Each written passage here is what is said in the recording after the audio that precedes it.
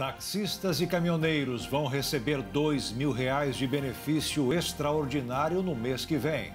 Saúde e educação deverão ser áreas mais afetadas pelo novo bloqueio no orçamento do governo. Cresce número de brasileiros em busca de renda extra para pagar as contas.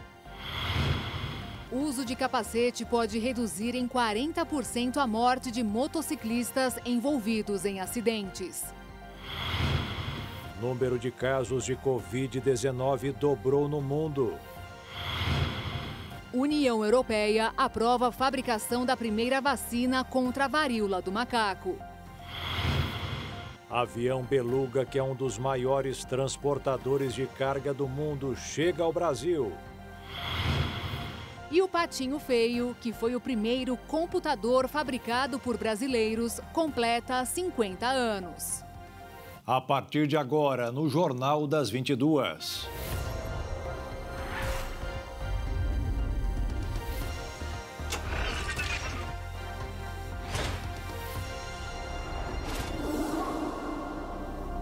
Olá, boa noite. Boa noite.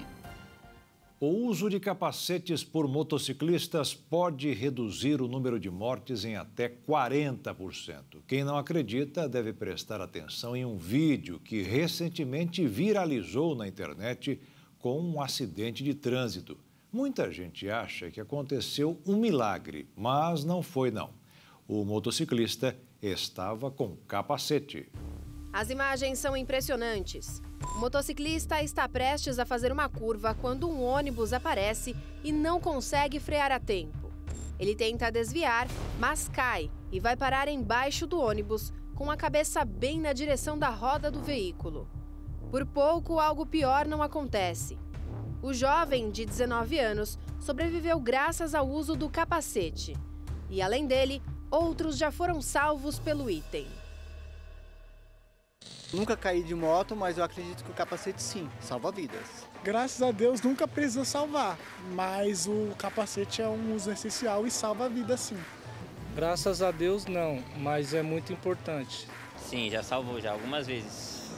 Segundo a lei de trânsito brasileira, conduzir uma moto ou um passageiro sem o item de segurança é considerado infração gravíssima, podendo ter multa de até R$ 293,47 e 7 pontos na Carteira Nacional de Habilitação. Um valor considerado baixo, perto do que a falta deste item pode fazer. Estudos ligados à Organização Mundial da Saúde mostraram que o risco de morte pode ser reduzido em até 40% com a utilização do capacete e em até 70% as chances de lesões mais graves na cabeça em caso de queda. Mas não basta escolher um capacete com um design legal. O importante é estar atento às normas de segurança na fabricação do item.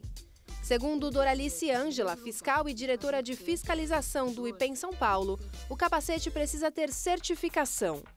A princípio, em primeiro lugar, o fabricante ou importador, ele tem que certificar o capacete, passar por um órgão que é credenciado pelo Inmetro para fazer a certificação desse capacete. O que vai incluir? Vai ser feito vários testes no capacete de resistência quanto ao impacto. Então, esses testes, eles vão medir cada teste um tipo de impacto que o capacete sofre. Além disso, é necessário seguir algumas outras dicas na hora de escolher o item de segurança.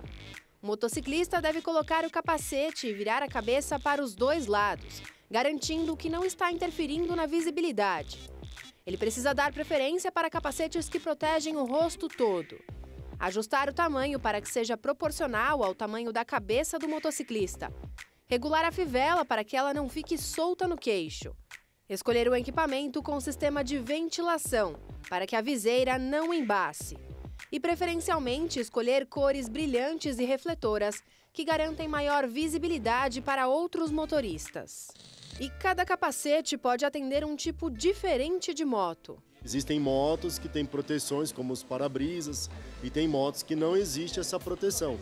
Então, muitos fabricantes hoje, tanto os importados quanto os nacionais, produzem o casco do capacete com uma aerodinâmica específica para um tipo de moto. Além disso, o valor do item de segurança pode variar muito. Hoje, no mercado, existem capacetes custando R$ 80 e o valor pode chegar a mais de R$ 3.000. Todos são homologados pelo Inmetro. O que muda é a questão de tecido, material que é produzido o casco, a grossura da viseira e o próprio material que é produzido. Então, cada um vai tendo essa variação. Quanto mais caro o capacete, entre aspas, o material é de maior qualidade. Então, ele traz uma proteção maior, ele traz um conforto maior para o piloto. Em um acidente envolvendo moto, um capacete em boas condições e preso de forma correta pode garantir a vida do motociclista. Mas atenção! Se você passou por algum acidente, mesmo que o impacto tenha sido fraco, é necessário fazer a troca imediatamente. O capacete, ele tem um casco. Então, aquele casco dele com a parte externa, ele é resistente. Então, vamos supor, o motociclista sofreu um acidente, teve um impacto no capacete e saiu ileso. Como o caso desse rapaz do ônibus.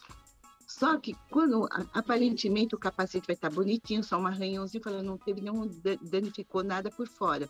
Mas por dentro, a estrutura dele vai estar danificada. E capacete tem prazo de validade. Os fabricantes, eles orientam de trocar pelo menos a cada 5 anos, de 3 a 5 anos. Por quê? Esse material ele vai ressecando com o tempo. Sol, chuva, ele vai perdendo a propriedade dele. E por dentro, a umidade da cabeça, a pessoa soa, então ele vai também perdendo as propriedades de segurança. Apesar das imagens impressionantes do acidente, gravadas por uma câmera de segurança instalada em uma escola, o homem no vídeo saiu andando do local e foi socorrido por pessoas que estavam nas proximidades. O avião cargueiro, popularmente conhecido como Beluga, pousou em Campinas, no interior de São Paulo, no início da tarde de hoje. Foi a primeira expedição da aeronave à América Latina. A cena inédita levou aproximadamente 150 fotógrafos ao interior paulista para registrar cada momento da passagem do avião. Por se tratar de um cargueiro, o Beluga não carrega pessoas e realiza voos comuns. O motivo de sua visita ao território brasileiro foi entregar um helicóptero de luxo que estava dentro dele. A operação já estava sendo elaborada há quase 4 meses e mobilizou cerca de 250 pessoas, incluindo integrantes da Polícia Militar e Federal, Receita Federal, além de funcionários da concessionária administradora do terminal do aeroporto de Viracopos, em Campinas. A aeronave está no Brasil desde o final de semana, quando pousou em Fortaleza, chamando a atenção e atraindo admiradores da aviação. Ele passou a noite estacionado na capital cearense, até decolar por volta das 11 horas da manhã para o interior paulista. Criado por franceses e alemães, seu design, inspirado nas baleias beluga, chama a atenção por onde passa. Ele é considerado um dos maiores aviões de carga do mundo em volume transportado. Conforme o site da Airbus, o avião tem 56 metros e 16 centímetros de comprimento, com 17 metros e 25 centímetros de altura e 44 metros e 84 centímetros de abertura de asa. Já o cargueiro tem carga útil máxima de 40 toneladas, com alcance máximo de 1.650 quilômetros, dependendo da quantidade de combustível e de carga. O Beluga tem 2 motores turbofan para levá-lo ao céu, que custam aproximadamente 220 milhões de reais por unidade. A construção de um avião desse porte gira em torno de 1 bilhão e 600 milhões de reais. Os Estados Unidos registram pela primeira vez 2 casos da varíola do macaco em crianças, uma da Califórnia e outra que não é residente de lá. Dos mais de 16 mil casos da doença registrados no mundo, cerca de 2.500 foram detectados no país norte-americano. A Comissão Europeia deu permissão para que a vacina contra a varíola do macaco fosse comercializada. Esse será o primeiro imunizante contra a doença. A organização permitiu que a empresa de biotecnologia dinamarquesa Bavarian Nordic comercialize o primeiro imunizante contra a varíola, chamado de Imvanex. e, com isso, deu um passo importante para o controle da doença contagiosa no momento em que começa a avançar em partes do mundo. A vacina já havia sido recomendada na semana passada pela Agência Europeia de Medicamentos e agora a liberação foi decretada. A aprovação ocorre apenas um dia depois que a Organização Mundial da Saúde emitiu um alerta de alto nível declarando o surto de varíola do macaco. Até agora, a vacina da Baviera só foi aprovada na União Europeia. Segundo os cientistas, a origem do surto da doença ainda é desconhecida, mas os cuidados para evitar o contágio são bem parecidos com os da Covid-19. A varíola do macaco costuma causar erupções na pele que se espalham pelo corpo, além de causar febre, dor de cabeça, dores no corpo, calafrios e exaustão. O uso de máscaras, distanciamento e higienização das mãos são formas de evitar o contágio. Não há tratamentos específicos para essas infecções, mas como o vírus da varíola do macaco e o da varíola são geneticamente semelhantes, significa que medicamentos e vacinas também podem ser usados para prevenir e tratar a varíola do macaco. Com 813 casos, o Brasil é o 7º país com o maior número de infectados com a varíola do macaco. E segundo o secretário de Vigilância do Ministério da Saúde, Arnaldo Medeiros, a pasta avalia a criação de um comitê para acompanhar a propagação da doença. Além disso, o governo tenta fechar a compra de 50 mil doses de vacina para oferecer especificamente a profissionais de saúde. Uma vendedora que mora em Campo Grande, no Mato Grosso do Sul, acusou um motorista de aplicativo de furto. As câmeras de segurança flagraram a ação, mas ela não consegue respostas na central do aplicativo e nem identificar a placa do veículo. Era por volta de 2h30 da manhã, quando a passageira embarcou no carro do motorista de aplicativo em frente a um hotel da região central. Pelas imagens, dá para ver que ela carrega uma bolsa e uma sacola. Cerca de 3 minutos depois, o veículo é flagrado pela câmera de segurança de um comércio na Avenida Calógeras. Em seguida, a passageira caminha pela calçada, sem nada nas mãos. A mulher, que acabara de ser vítima de um furto, leva a mão no rosto, incrédula. Na hora que eu saí de lá, eu falei, na hora que você achar algum lixo, você para só para eu jogar a garrafa, porque eu não, lá do Curitibano eu não jogo lixo no chão. E ele falou, ok. Nisso, quando pegou a Calógeras, entre a 26 e a 7, tem um cesto de lixo, ele encostou ali. Eu poderia ter jogado pela janela. Eu não sei por que eu abri a porta para descer e jogar.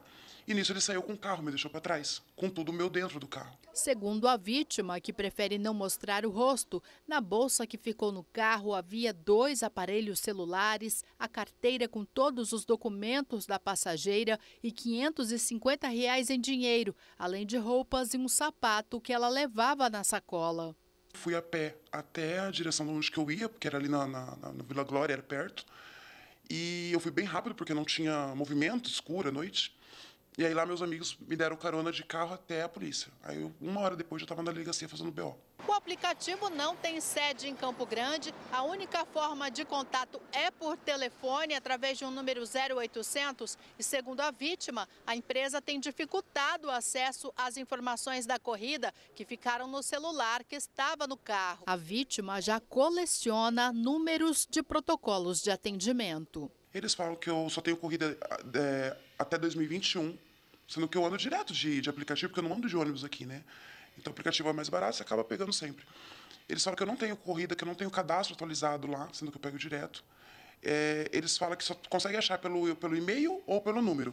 Falam assim, você tem que achar pelo meu CPF, pelo meu nome, ou pela corrida em si. Existe um ponto de saída e um ponto de chegada? Não tem como.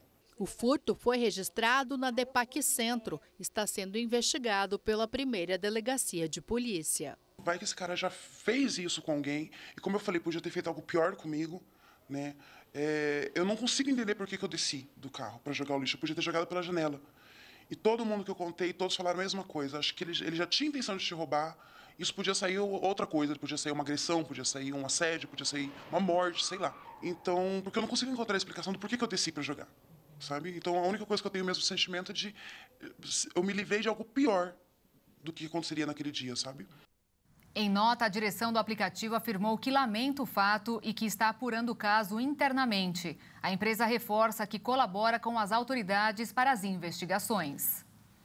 E veja a seguir, taxistas e caminhoneiros vão receber R$2.000 de benefício extraordinário no mês que vem. E veja também, cresce número de brasileiros em busca de renda extra para pagar as contas.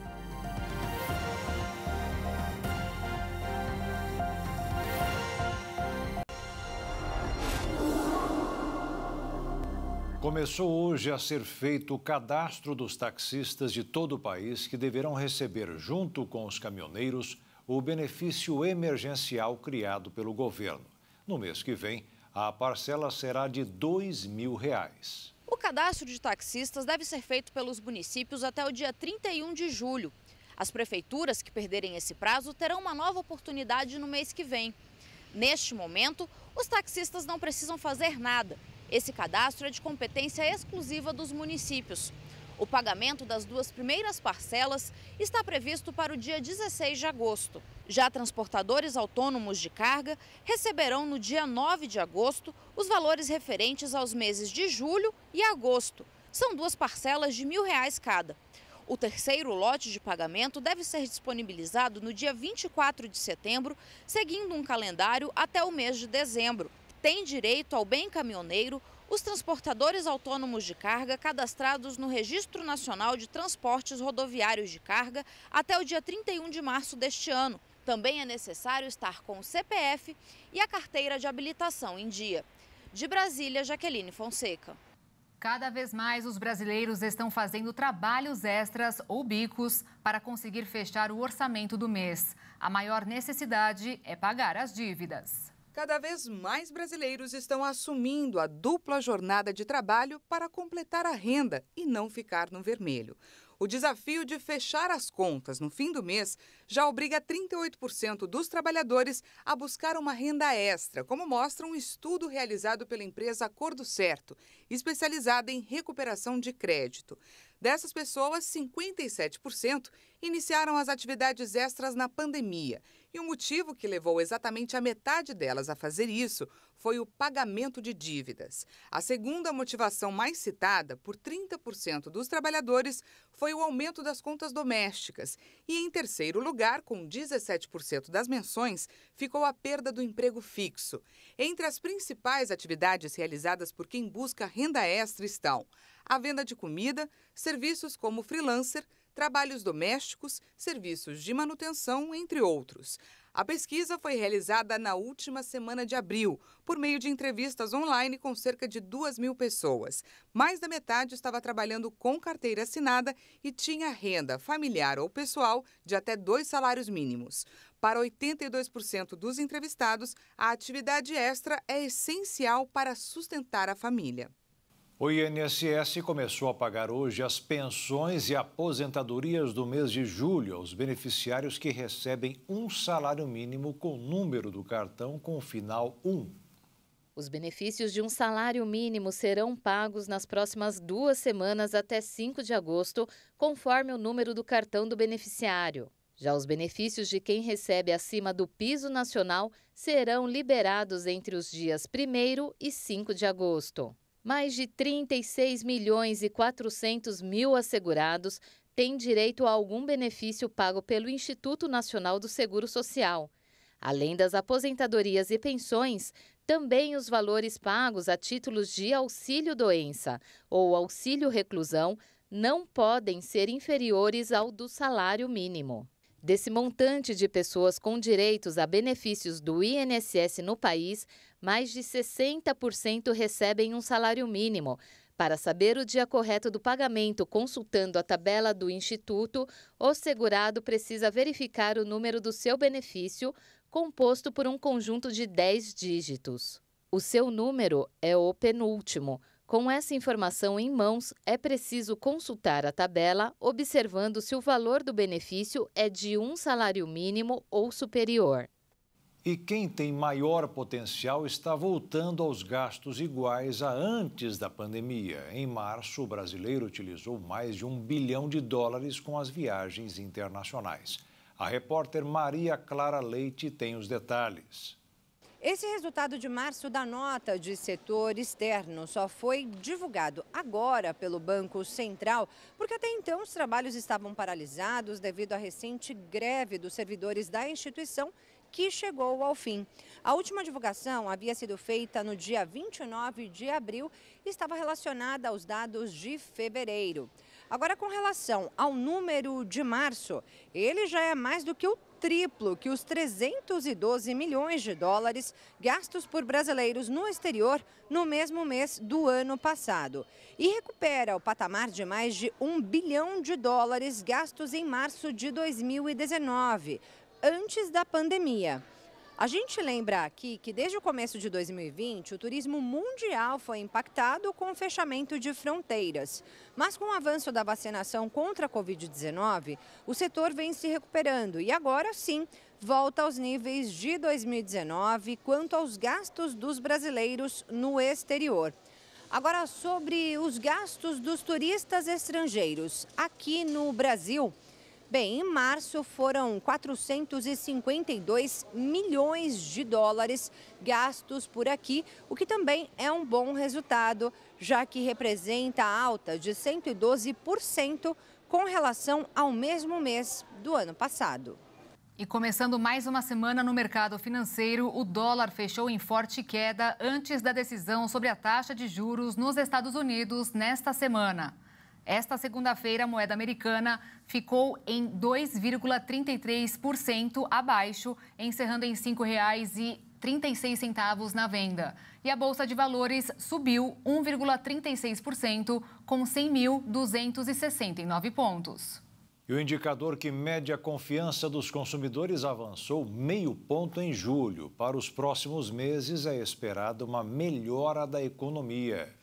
O índice de confiança do consumidor registrou alta de meio ponto percentual em julho, 79,5 pontos. O resultado da sondagem é influenciado pela melhora da confiança do público de baixa renda. Em médias móveis trimestrais, o índice subiu 0,3 ponto para 78 pontos. Mesmo com os incentivos do governo, como o Auxílio Brasil e o saque extraordinário do Fundo de Garantia por Tempo de Serviço, não foi possível reverter a situação. Apesar disso, é esperada uma melhora das perspectivas sobre a economia e o emprego.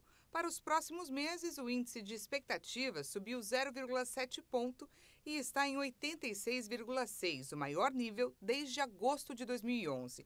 Após 2 meses de altas, o indicador que mede o impulso de compra para bens duráveis apresentou queda de 0,9 pontos e fecha julho em 67,7 pontos. O resultado reverte uma tendência que vinha de 2 meses de alta. 72 trabalhadores já foram resgatados em situações semelhantes à escravidão no Mato Grosso do Sul. Na última operação, os fiscais encontraram um paraguaio que há 20 anos vivia de forma degradante em uma fazenda de Porto Murtinho. De 2 propriedades rurais localizadas em Corumbá, foram resgatados 8 trabalhadores que viviam em condições análogas à de escravos. Eles dormiam em um barraco de lona, sem acesso à energia elétrica e usavam o mato para fazer as necessidades fisiológicas e tomar banho. Na outra propriedade, em Corumbá, foi encontrada uma mulher que também atuava como cozinheira sem direito a descanso semanal e outros trabalhadores que faziam a construção de cercas. Os proprietários das 2 fazendas assinaram um termo de ajustamento de conduta e se comprometeram a pagar R$ 22.500 para cada um dos 8 trabalhadores. Conduta bem diferente teve o proprietário da fazenda Matão, em Porto Murtinho, onde foi resgatado um idoso nascido no Paraguai, que era mantido há mais de 20 anos em condições de extrema vulnerabilidade. O homem, de 63 anos, dividia o espaço de um alojamento com animais e agrotóxicos. Na entrada, há uma placa indicando que a propriedade foi beneficiada com mais de R$900 mil do Fundo Constitucional do Centro-Oeste. O descaso do patrão surpreendeu os membros da Força Tarefa. O pecuarista está no Canadá. Por meio dos seus advogados, se recusou a formalizar o acordo proposto pelas instituições. Foi uma postura realmente de recalcitrância em resolver a situação, em reconhecer o fato, o crime que estava sendo cometido ali, né? E isso realmente nos traz uma consternação. Diante da recusa do proprietário em admitir uma solução extrajudicial, MPT e DPU vão pleitear os direitos do trabalhador na Justiça. A reparação na esfera trabalhista, né? O assessoramento deles em todo o aspecto de amparo social junto ao Sistema Único de Assistência Social, o SUS, tanto para regularização migratória, quanto a possível inclusão dele num programa social, né? E, posteriormente, o reconhecimento desse vínculo trabalhista para fins da proteção previdenciária que o Brasil prevê para todo e qualquer trabalhador. O idoso foi levado para o município de Guia Lopes, onde ele tem familiares. Através do portal de busca, colocando denúncia trabalhista, GovBR, você tem acesso ali a um formulário de denúncias que podem ser ali preenchido e chegará até a Inspeção do Trabalho para a gente fazer fiscalizações. No total, este ano foram resgatados 72 trabalhadores em 8 ações de fiscalização, nas cidades de Porto Murtinho, Bela Vista, Ponta Porã, Corumbá e Naviraí. E veja a seguir, saúde e educação deverão ser áreas mais afetadas pelo novo bloqueio no orçamento do governo. E ainda, número de casos de Covid-19 dobrou no mundo.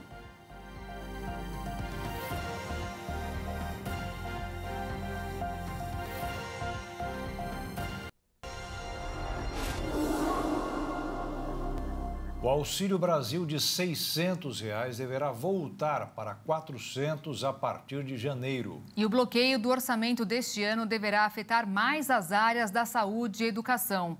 A informação foi dada hoje pelo secretário especial do Ministério da Economia, Esteves Colnado. O novo bloqueio de 6 bilhões e 739 milhões de reais tem o objetivo de garantir que o Brasil não rompa o teto de gastos deste ano. No total, 12 bilhões já foram contingenciados pelo governo federal com esse mesmo objetivo. Segundo o secretário especial de Tesouro e Orçamento, Esteves Colnado, o detalhamento desse corte será estabelecido até o fim do mês em decreto que ainda será publicado. Ele afirmou que não há risco de paralisação da máquina pública, o chamado shutdown, mas explicou que algumas políticas públicas podem ser afetadas temporariamente. Os cortes serão feitos nas despesas discricionárias e devem atingir emendas parlamentares, além de ministérios como Saúde e Educação. É natural que tenha tido um contingenciamento nesses ministérios como Saúde e Educação, porque o orçamento deles é muito grande. Então é natural que você tenha nesses órgãos um pouco de contingenciamento.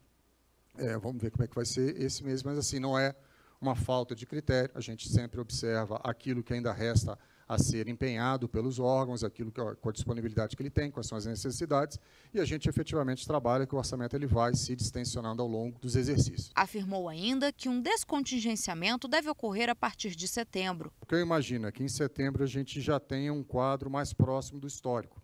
Então, é um ano eleitoral, em que você tem uma demanda maior por gastos até julho, que é quando começa ali efetivamente os últimos 6 meses ali de imposições mais fortes por parte da RLF e por parte da própria lei eleitoral.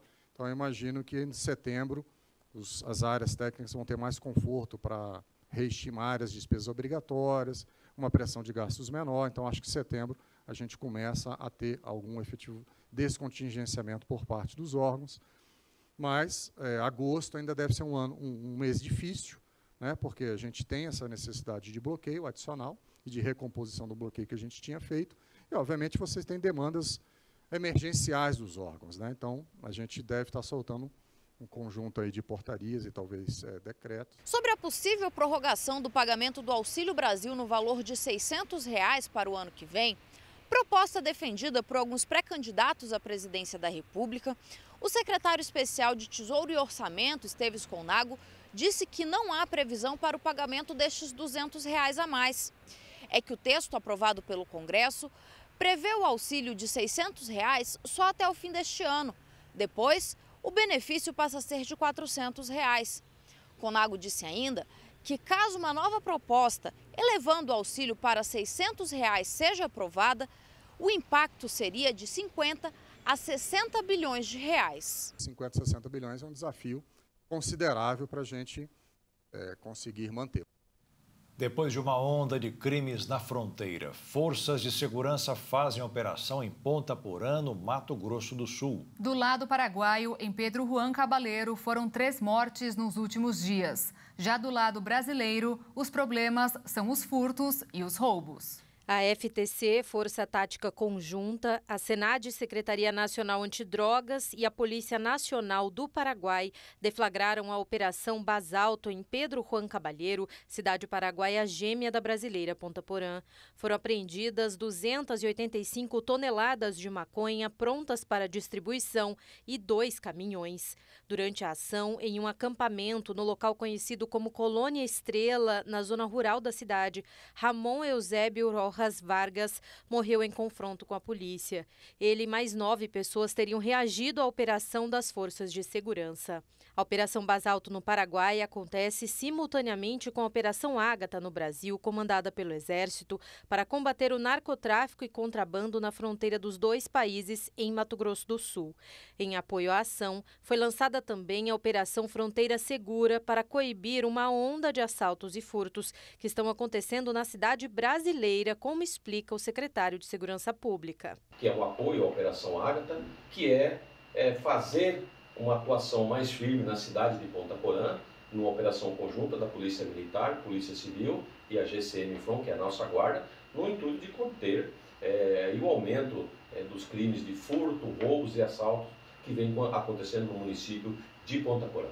A operação em Ponta Porã também seria uma resposta para garantir mais segurança após uma onda de mortes na cidade gêmea paraguaia Pedro Juan Cabaleiro. Robert Gabriel Montiel, de 32 anos, foi executado no cruzamento das avenidas Carlos Antônio Lopes e Manuel Domingues, na região central da cidade, na manhã de sexta-feira.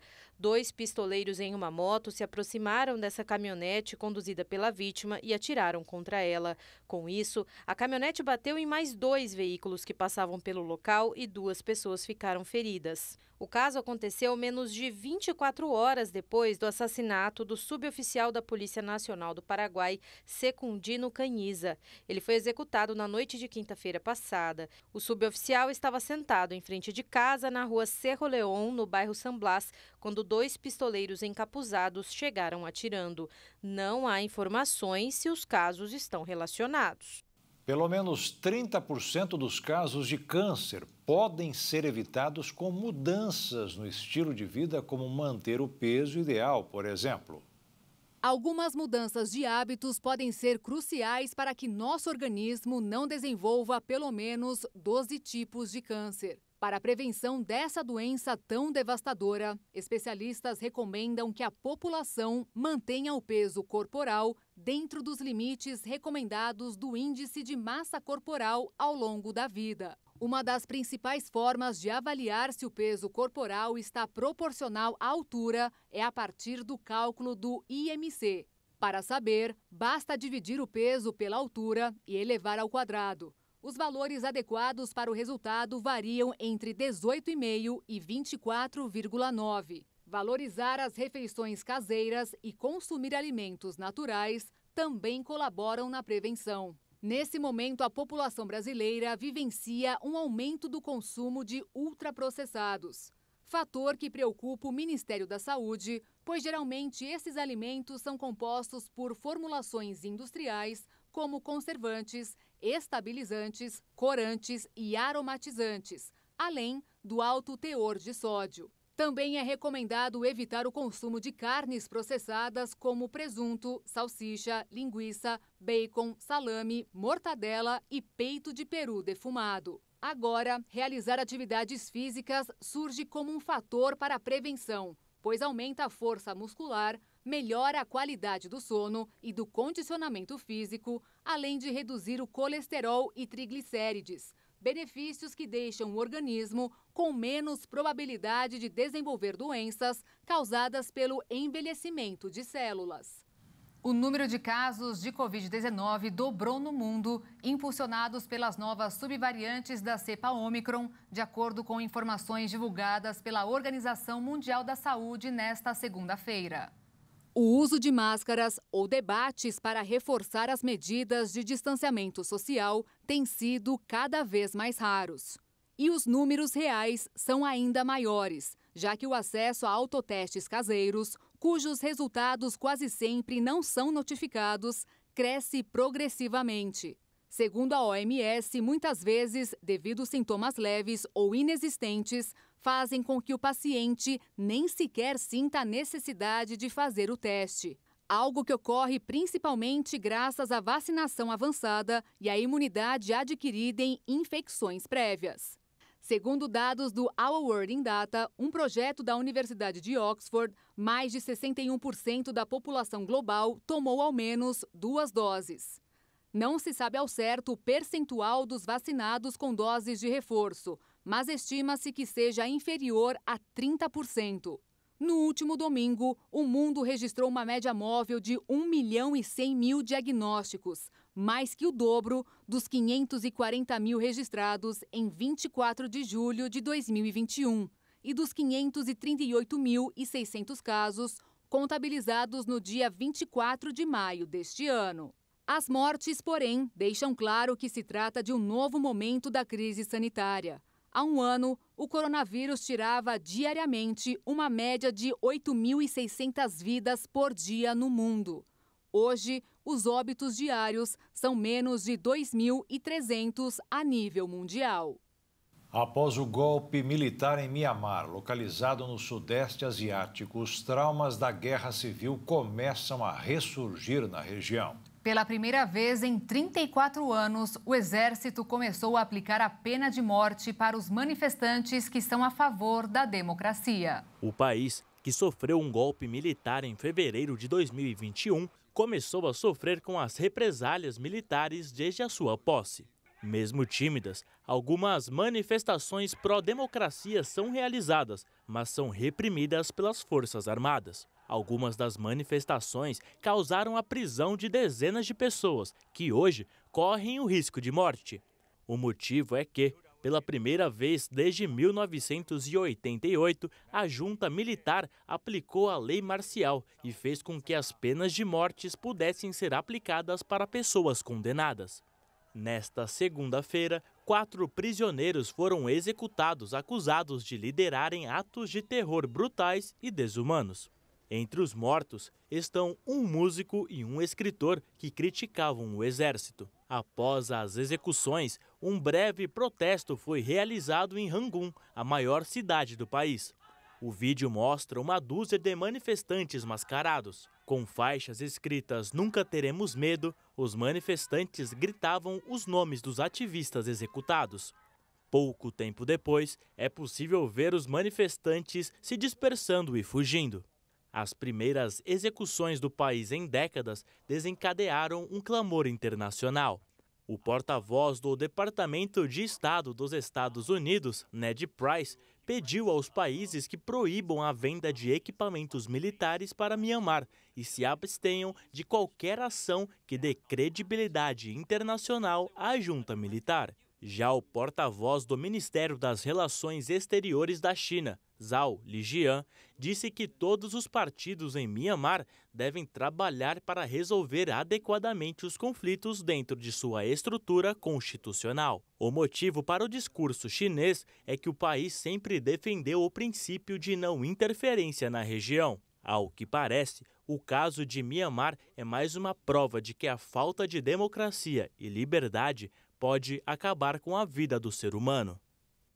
E veja a seguir: guerra da Ucrânia completa 5 meses sem perspectivas de cessar fogo. E veja também o Patinho Feio, que foi o primeiro computador fabricado por brasileiros, completa 50 anos.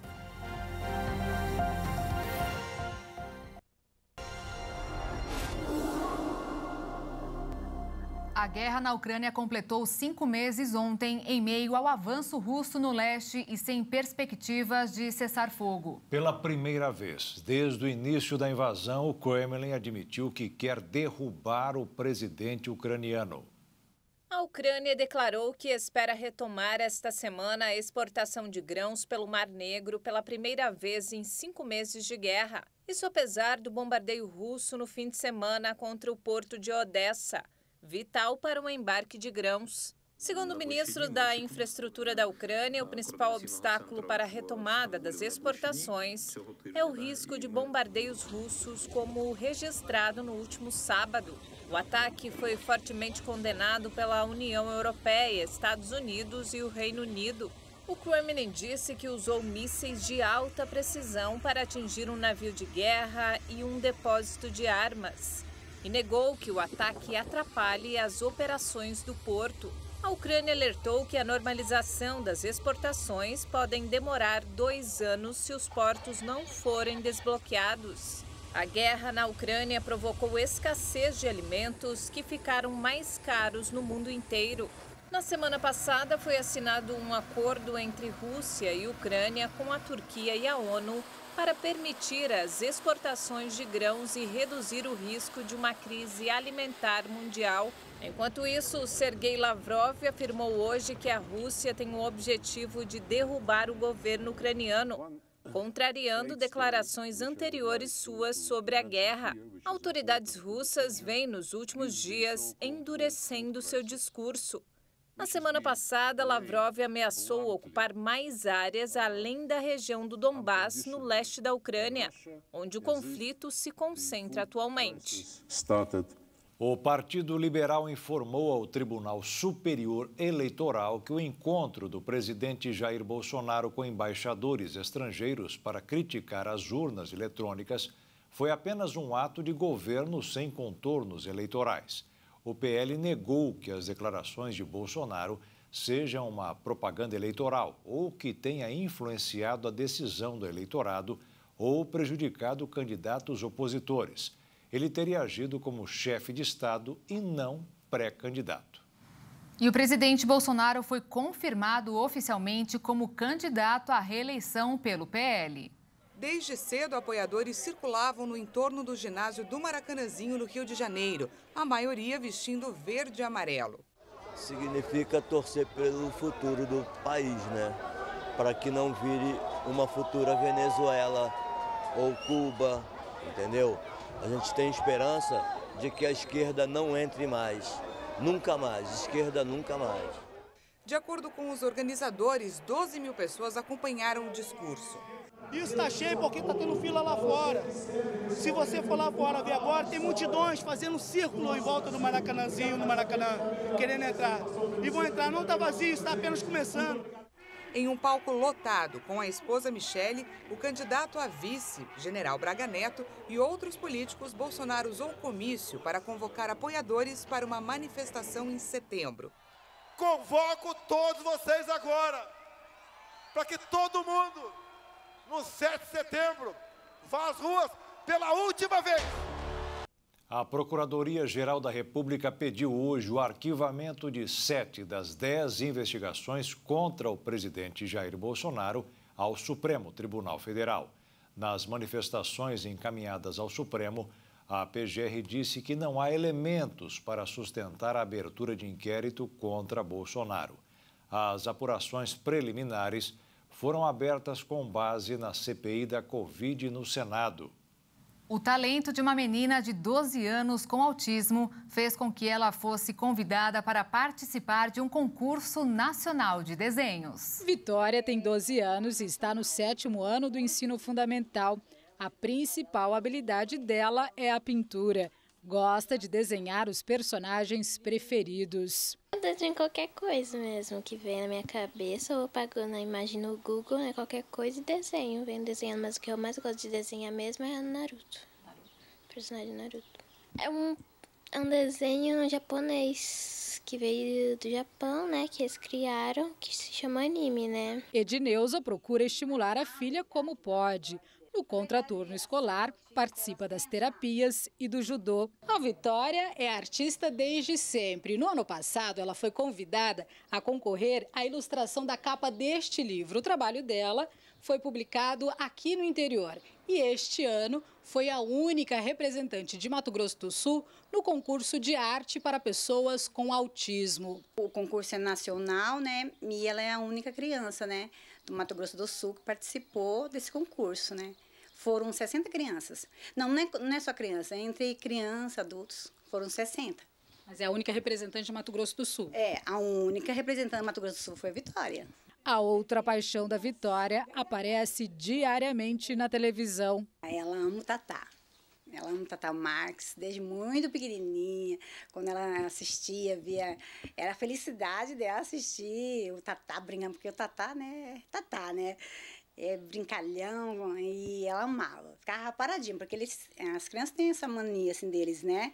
Ela ficava paradinha ali, dava umas gargalhadas, queria imitar a égua velha. Ela é apaixonada pelo Tatá Marques. É que ele coloca o óculos, o bigode é aquela peruca que fica ligando as pessoas. Ele faz aquelas coisas engraçadas lá. Passando trote nas pessoas, né? Que ele nem fala que é ele, é isso? E se um dia ele te ligar? Você vai reconhecer? Vou. A voz? Vou. Tatá, eu quero que você saiba que eu amo você, eu queria tanto te conhecer. Eu te amo muito, você não tem noção. Morreu ontem o ator britânico David Warner, aos 80 anos, em decorrência de um câncer. Conhecido por atuar em filmes sucesso de bilheteria, como Titanic, A Profecia, Planeta dos Macacos e Jornada nas Estrelas 5, David Warner também tinha uma extensa lista de papéis na televisão, ganhando um Emmy por um deles. Melhor ator coadjuvante pela minissérie Massada, em 1981. Torno de Mary Poppins, em 2018. Em um comunicado da família, nos últimos 18 meses, David abordou seus diagnósticos da doença com uma graça e dignidade características. Ele morreu em Davey Hall, um lar de idosos para pessoas da indústria do entretenimento em Londres. David Warner deixa sua parceira, a atriz Lisa Boorman, seu filho Luke e sua nora Sarah. A Sotheby's de Nova York deve leiloar amanhã a coleção pessoal do astronauta americano Buzz Aldrin. Entre os destaques da venda está uma jaqueta que o astronauta usou na missão Apollo 11, realizada em 1969. Outro lote de destaque é uma caneta que a tripulação da Apollo 11 usou para consertar um disjuntor quebrado, o que salvou a vida do grupo.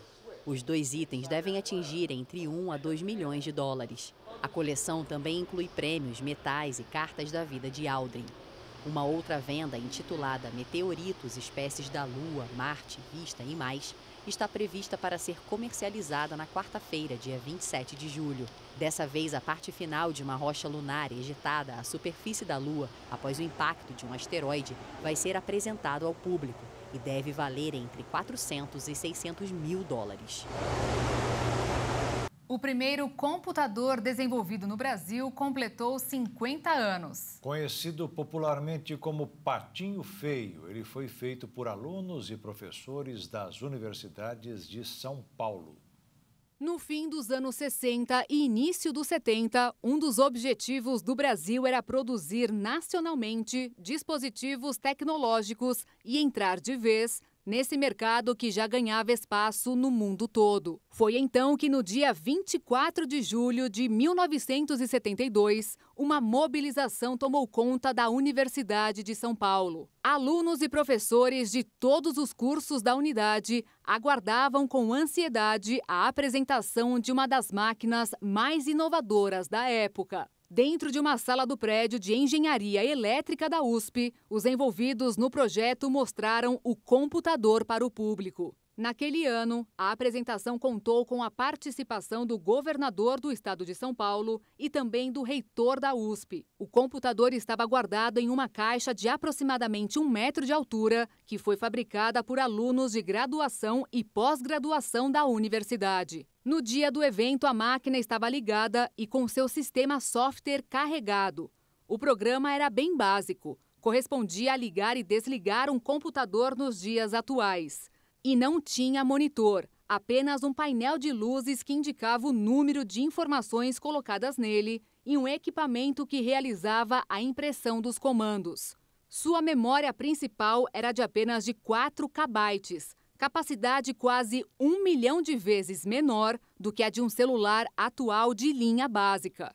A primeira impressão realizada pelo PC foi em uma folha de papel, com desenho de um pato e inúmeras letras X, com a frase "Eu sou o patinho feio". O feito serviu como pontapé inicial para que o setor da engenharia da computação tivesse mais investimentos na faculdade. Através do patinho feio, foi comprovada a capacidade das universidades públicas e centros de pesquisa a contribuírem para o desenvolvimento eletrônico do país. Foi então que, em 1976, o governo brasileiro reservou o mercado para mini e microcomputadores para as empresas nacionais. E o Jornal das 22 termina aqui. Obrigada pela sua companhia, um ótimo fim de noite, início de semana para você e até amanhã. Boa noite, fique na paz. Tchau.